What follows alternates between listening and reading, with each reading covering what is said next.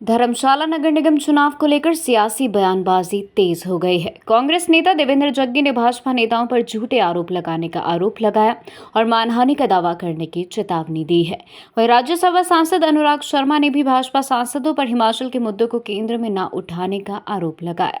Press वार्ता में कांग्रेस नेता देवेंद्र जग्गी ने भाजपा पर जमकर हमला बोला। उन्होंने कहा कि भाजपा नेताओं द्वारा नगर निगम और कांग्रेस को लेकर लगाए गए आरोप पूरी तरह तथ्यहीन है। जग्गी ने कहा कि भाजपा नेता को कानूनी नोटिस भेजा जा रहा है और यदि सार्वजनिक माफी नहीं मांगी गई तो मानहानि का दावा किया जाएगा। नगर निगम हाउस की बैठक को लेकर भाजपा के आरोपों पर जग्गी ने कहा कि धर्मशाला से भाजपा विधायक है और हर बैठक में उन्हें बुलाया जाता है। अगर बैठक नहीं हुई तो भाजपा विधायक ने इस मुद्दे को क्यों नहीं उठाया। उन्होंने भाजपा के चुनावी घोषणा पत्र को झूठ का पुलिंदा बताते हुए कहा कि बिना बजट प्रावधान के किए गए वादे कभी पूरे नहीं हो सकते, जबकि कांग्रेस ने बजट प्रावधान के साथ अपना घोषणा पत्र तैयार किया है और सत्ता में आने पर सभी वादे पूरे किए जाएंगे।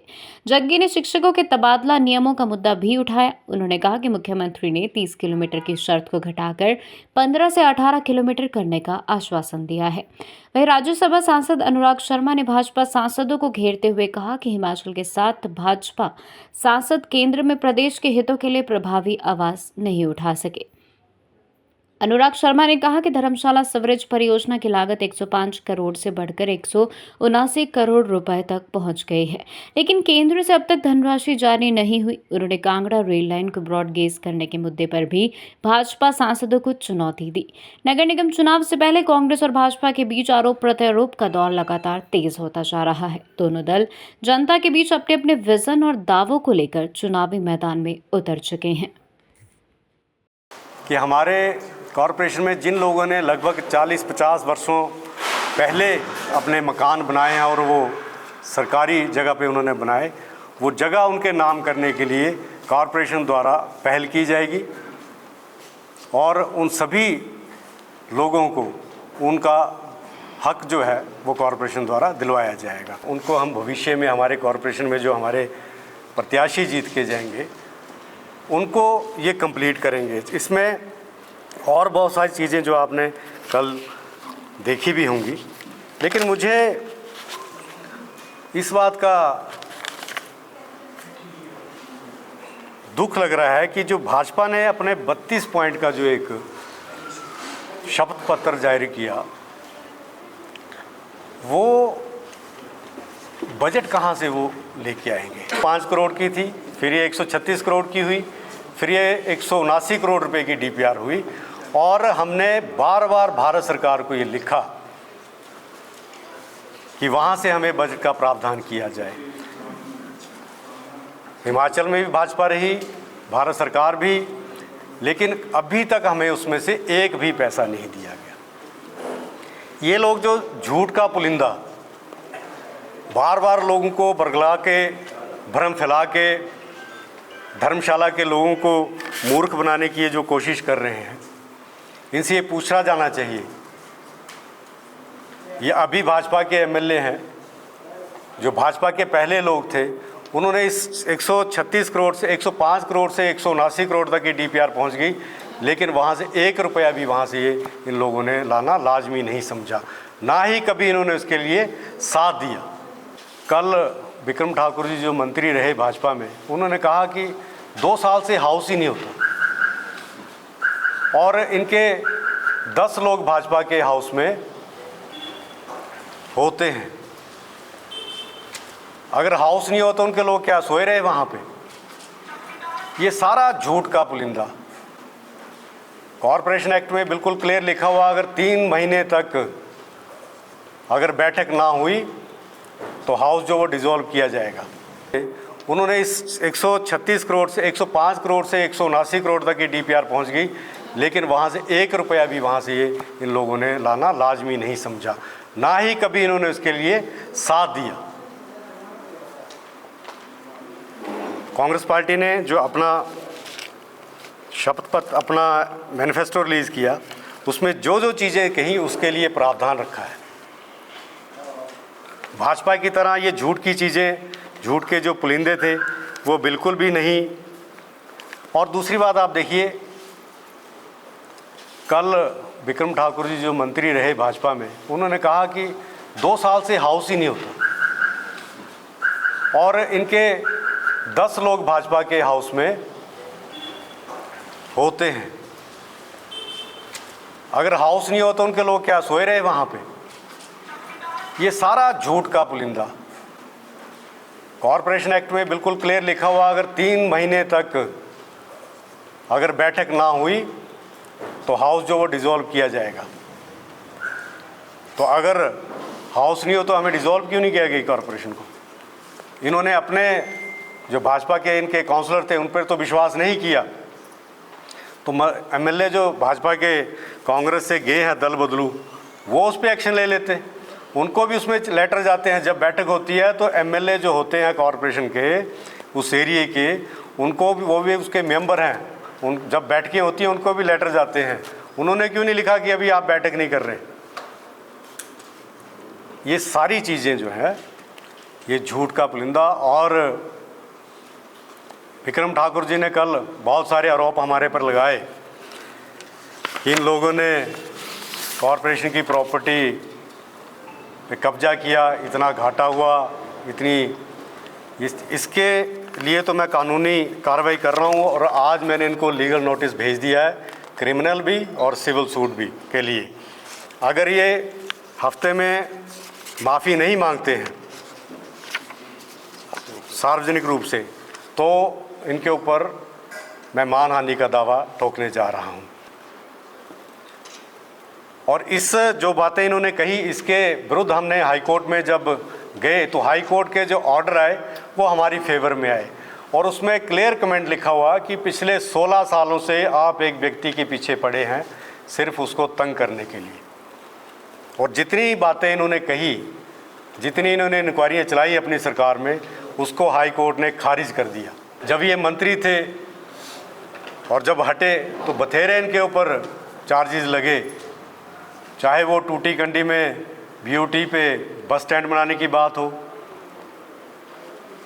बस स्टैंड बन गया, जिस फ्लोर में पार्किंग होनी थी उस पार्किंग को चेंज करके वहाँ पे किसी प्राइवेट हॉस्पिटल को चलाने के लिए सिफारिश की उन्होंने कि उसका जो मैप अप्रूवल है उसको, उसकी लैंड यूज़ जो है, स्ट्रक्चर यूज़ उसको चेंज किया जाए। धर्मशाला में आके लोगों को मूर्ख ना बनाए। कल माननीय मुख्यमंत्री जी से मिलके हमने एक बात रखी। धर्मशाला में बहुत सारे एम्प्लॉइज़ हैं और जो टीचर हैं उनकी ये रिक्वेस्ट थी कि उनको 30 किलोमीटर के जो दायरा है उससे बाहर के जो तबादले की उन्होंने बात की थी, और वो लोग मुझसे मिले थे।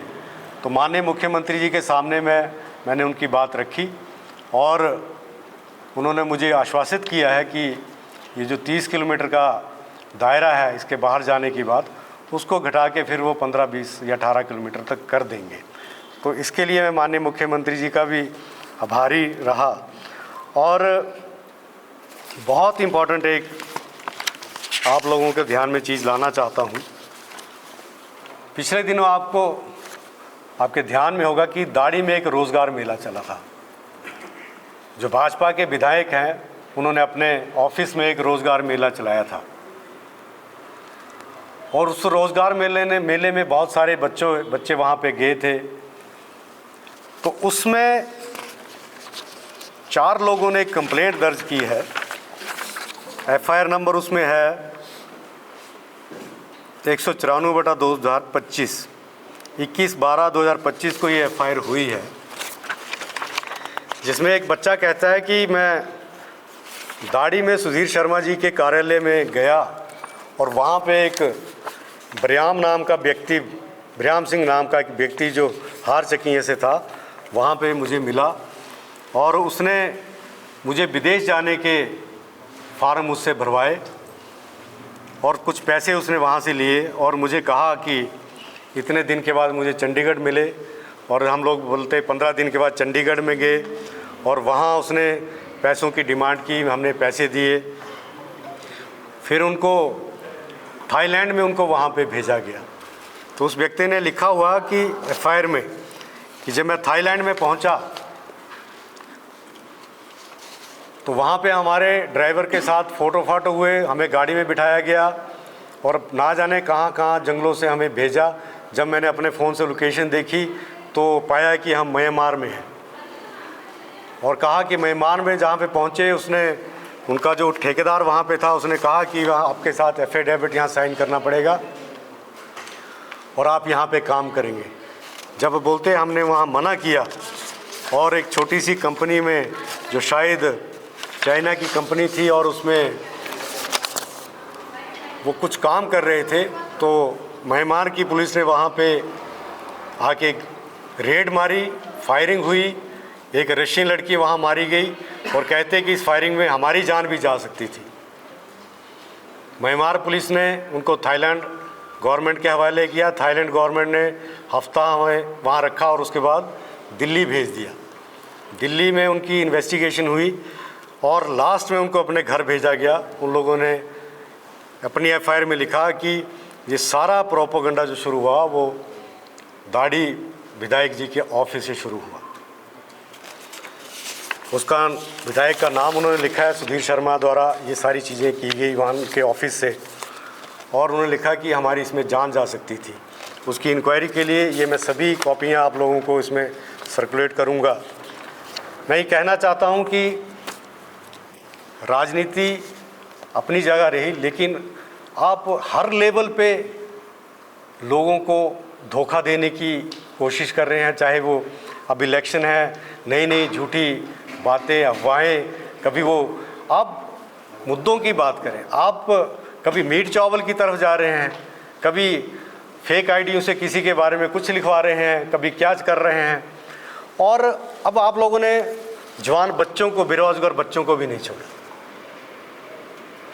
अभी मैं सुन रहा था वो कह रहे हैं कि गांव में रोज़गार मेला लगेगा। मेरा मकसद आप लोगों के सामने ये कहना है कि अपने लोगों को हम कहें कि ऐसे झूठी जो मेले रोज़गार लग रहे हैं, जहाँ पे एजेंट बुलाए जाते हैं जो विदेश भेजने के लिए बच्चों को ठगते हैं, उनसे बचें।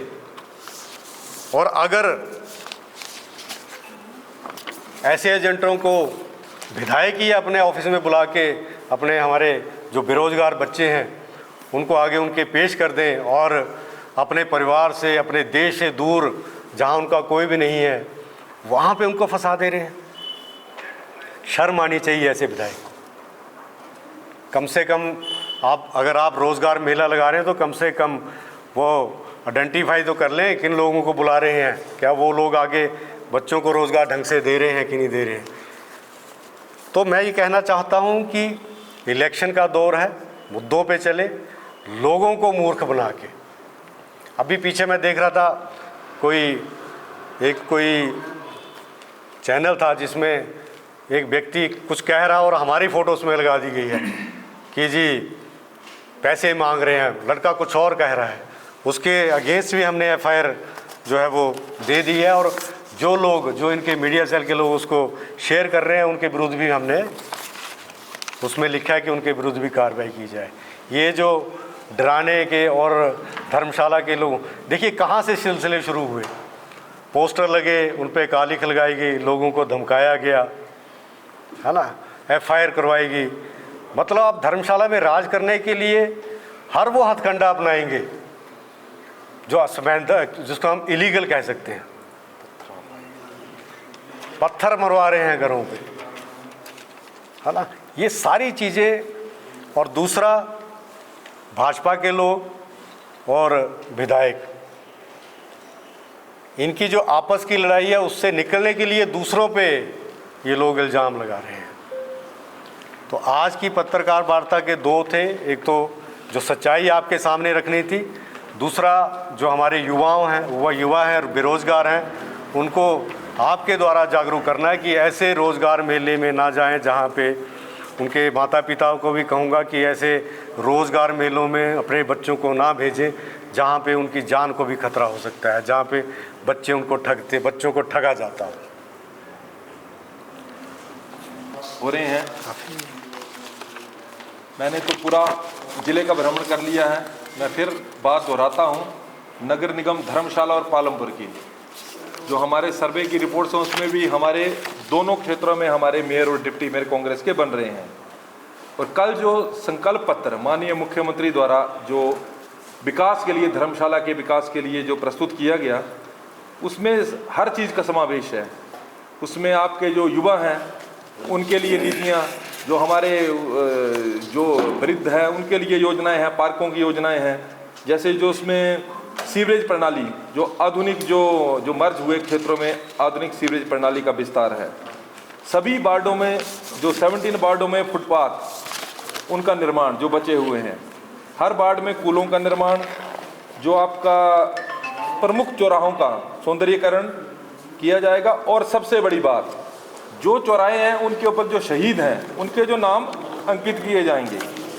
डल झील जो काफ़ी समय से जो हमारी सबसे बड़ी जो पर्यटन की जो मेन हमारी धारा है, उसका जो है पुनर्द्वार जो हम करेंगे और सौंदर्यीकरण करेंगे। एडवेंचर खेलों के लिए, चाहे आइस स्केटिंग की आप बात करें यहाँ पे, या जिप लाइनिंग की बात करें धर्मशाला में, या पैराग्लाइडिंग की बात करें, उसके लिए इसको बढ़ावा दिया जाएगा। और जो इंटरनेशनल लेवल का यहाँ पे जो इवेंट कराने की भी जो सरकार हमारी जो कोशिश करेगी, हर वार्ड में जो है जो आपके पार्क और मनोरंजन स्थल बनाए जाएंगे। हर वार्ड में कोशिश रहेगी कि संगठित पार्किंग की सुविधा जो दी जाएगी। बार मेमोरियल के पास रिक्रिएशन सेंटर जो बनाया जाएगा।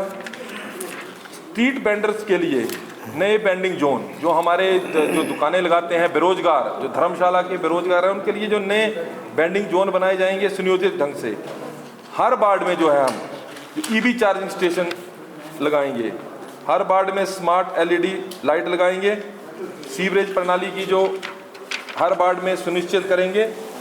इलेक्ट्रिकल पब्लिक ट्रांसपोर्ट सेवा, इसमें आपको मैं बताना चाहूँगा जो 48 ई रिक्शा स्वीकृत हो चुके हैं धर्मशाला के लिए पहले से, तो यहाँ पे जो और भी इसको बढ़ाने की हम कोशिश करेंगे। लेकिन 48 जो ई रिक्शा जो जिससे नॉन पोल्यूटिंग व्हीकल्स हैं वो यहाँ पे चलेंगे। सभी वार्डों में चलेंगे जो धर्मशाला के 17 वार्डों में।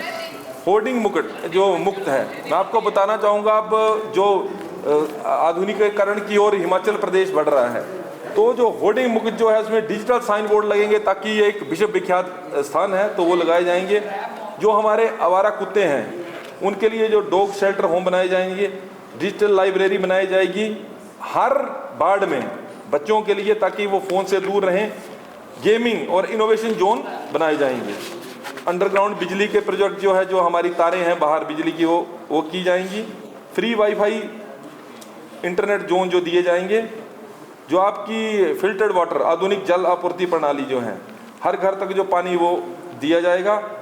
कोतवाली बाजार में ओपन एयर थिएटर और सांस्कृतिक हैबिटेट सेंटर जो है, जो लगभग 20 करोड़ की लागत से प्रस्तावित है डीपीआर, और उसमें 3 करोड़ की राशि स्वीकृत भी हो चुकी है, उसका निर्माण किया जाएगा। हर वार्ड में स्मार्ट ई बेंच सुविधा दी जाएगी। सिटी ब्यूटिफिकेशन और सामुदायिक केंद्रों का निर्माण, जो हमारी योजनाएं चल रही हैं उनका जो शीघ्र पूरा करेंगे।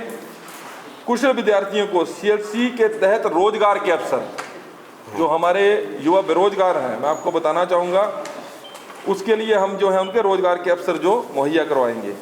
मुख्य चौराहों पर सोलर पैनल आधारित लाइटें लगाई जाएंगी, ताकि जो वायर्स हैं जो सौंदर्यीकरण को उससे ऑब्स्टेकल ना हो।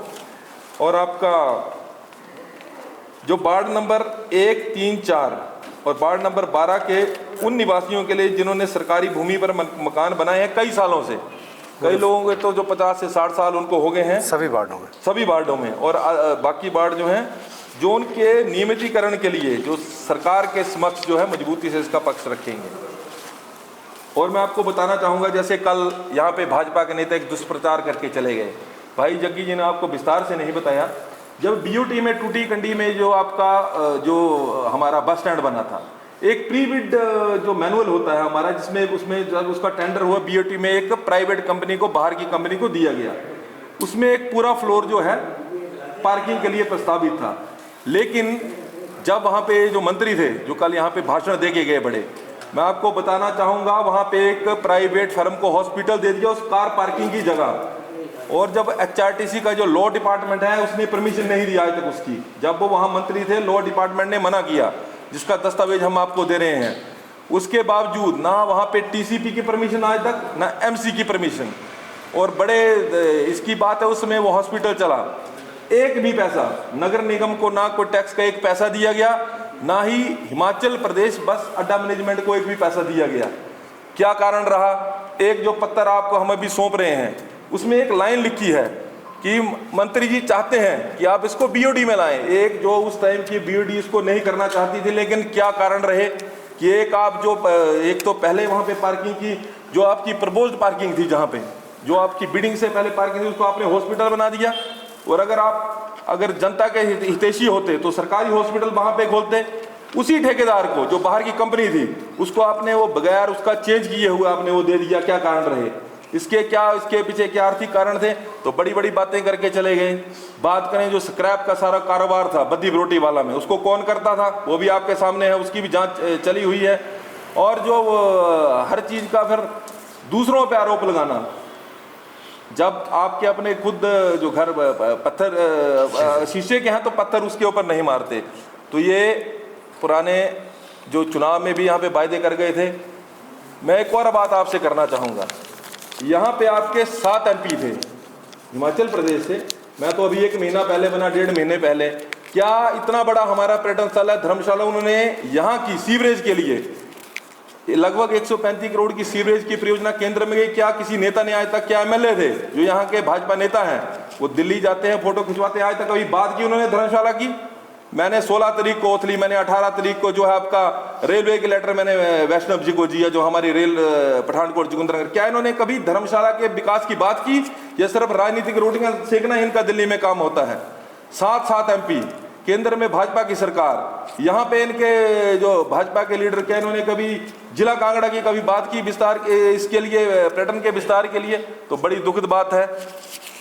इनको ये चाहिए कि ज़्यादा समय छींटाकशी करने के बजाय जो बाकी भी हमारे MP और ये है नेता, केंद्र में इनकी सरकार है, अगर इतने हितैषी हैं तो वहाँ जाके एक हमारी सीवरेज की, हमारी तो प्रदेश से तो हमने कई जो परियोजनाएं यहाँ के पार्किंग के सेंटर को UD को भेजी हुई हैं, उसको ये कराएं। और ये भी अपना, जैसे हम अपना कागज लेके घूम रहे हैं, ये भी बताएं कि हमने सैंक्शन किया।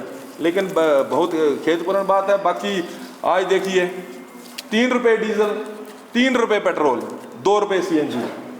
मैंने तो कल भी एक सभा में बोला कि अभी आप देखिए, अभी तो चुनाव खत्म होंगे, आप सिलेंडर 500 रुपये और बढ़ने जा रहा है। ये कैसी सरकार चली हुई है? नीट के एग्जाम से आज गोवा में एक छात्र ने आत्महत्या कर ली। 10 सालों में 4 बार नीट का एग्जाम लीक हुआ। तो मैं तो सभी मतदाताओं से यही अपील करूंगा कि कांग्रेस के पक्ष में, हमारी यहाँ पे नगर निगम बन रही है, हम 13 से 14 सीटें यहाँ पे जीत रहे हैं, तो आप उसके पक्ष में करें।